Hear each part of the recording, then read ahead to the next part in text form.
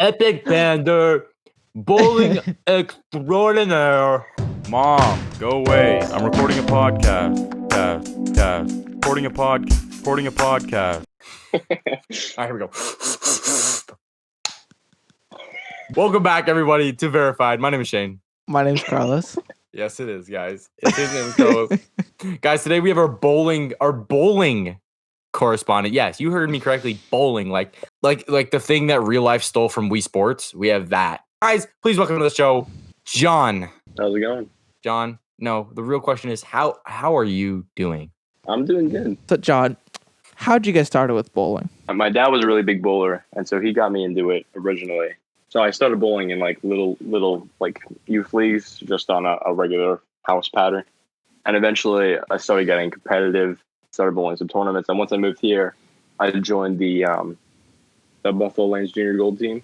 And I really started bowling competitively and started going to a bunch of tournaments around the country.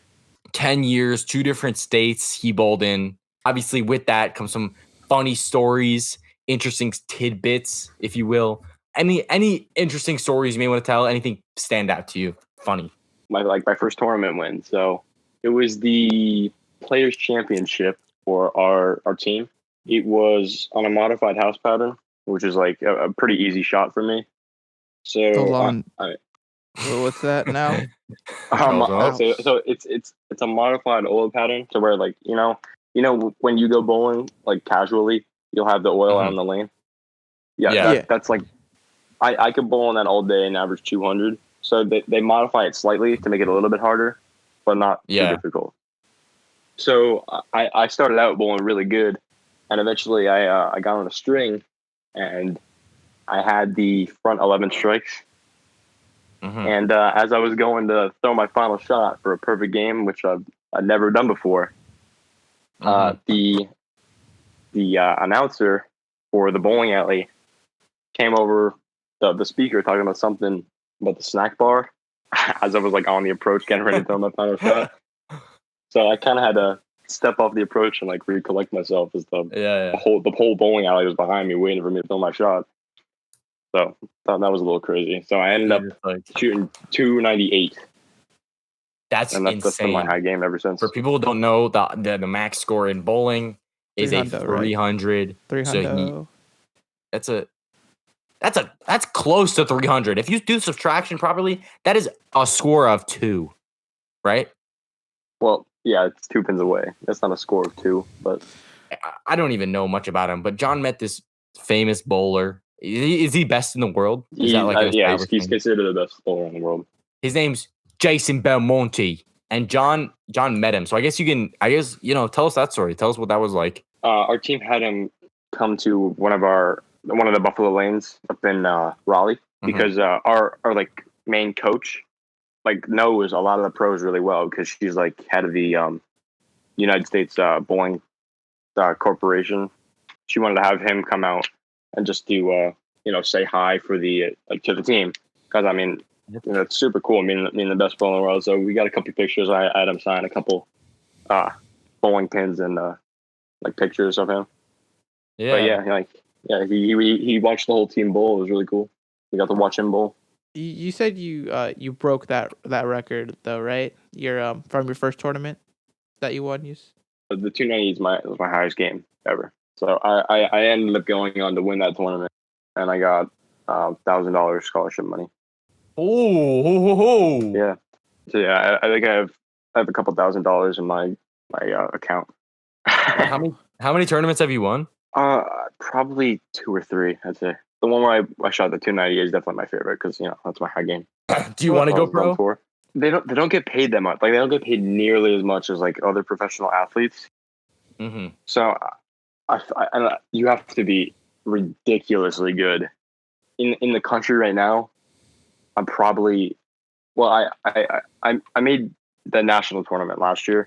I finished in the top 100 youth bowlers in the country. Wow.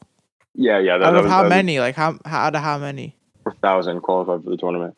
Yeah, so that was a pretty big achievement. I think I'm gonna focus on more getting into a good college instead of finding a bowling college. When I get it. Colleges? Yeah, well, bowling is really big in in college, like especially women's bowling, because it's NCAA. Really? So yeah, that'll get super competitive between schools, and it's really popular with women's. The men's, it's more of a club sport, but the women's is Yeah. like NCAA and everything. It's like super official.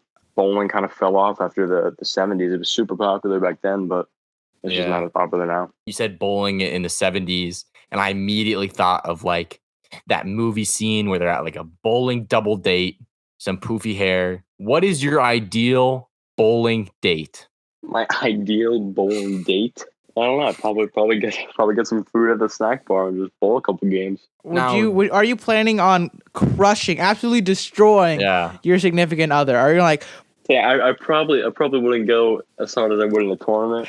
I mean, I definitely wouldn't show them that I know how to bowl. Quarantine, it's like how were you practicing? Yeah, and I was like, well, maybe there's a simulator. So I know a lot of people.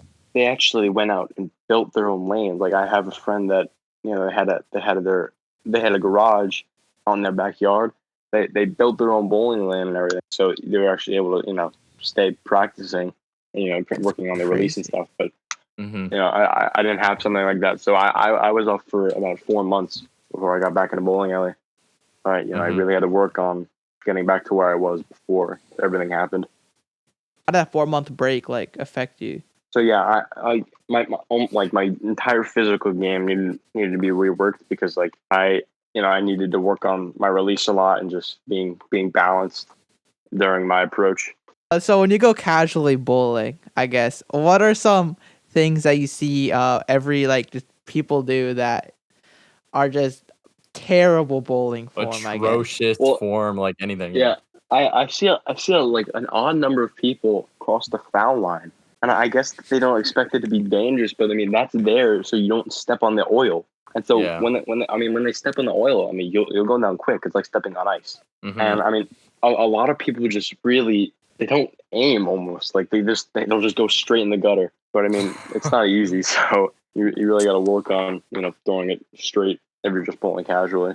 Is your right arm is it bigger than your left arm? I think my right arm is definitely my more dominant arm. I think I am stronger. That just comes with I use a 15-pound ball. So when you're throwing them for 8 games, it'll definitely give you a workout. Yeah. So. Oh, yeah. What are some, I guess, simple things that would help them improve their playing abilities? So yeah, I would definitely when you're picking your ball, make sure you pick one that fits you. It's got to be like the fingers have to be spread out to where you're not like gripping the ball to where you can barely hold on. It's not too tight to where you can barely fit your fingers in, and the fingers have to be pretty wide because you got to get a nice grip on the ball, and definitely pick a weight that that suits you. But you definitely don't want you don't want a 6-pound ball where you're throwing it a million miles an hour because you're definitely not gonna knock down a heavier ball. But you don't want a 16-pound ball to where you can barely roll it down the lane. Right. So definitely pick one in the middle there and just aim for the head pin pretty much. Just try to knock down as much as you possibly can. Do you ever recommend using the ramp ever? The ramp. I would only recommend using the ramp if you literally cannot hit the pins to save your life. You definitely can't use the ramp or bumpers in competition. Darn. Yeah. Guys, thank you so much for listening to today's podcast episode. Hopefully you enjoy. John, do you have anything you want to plug real quick? Instagram, TikTok? Go follow the verified Instagram.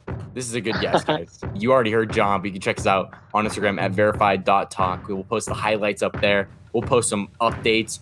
You'll see a lot of stuff, cool stuff. Yeah. Other than that, guys, go follow us on your favorite podcast listening platforms if you want to. If not, that's cool, I guess. John will be mad, but whatever. Yeah, without further ado, we'll see you guys later in the week for a brand new episode. We'll see you guys later. Okay, bye. Mom, go away. I'm recording a podcast.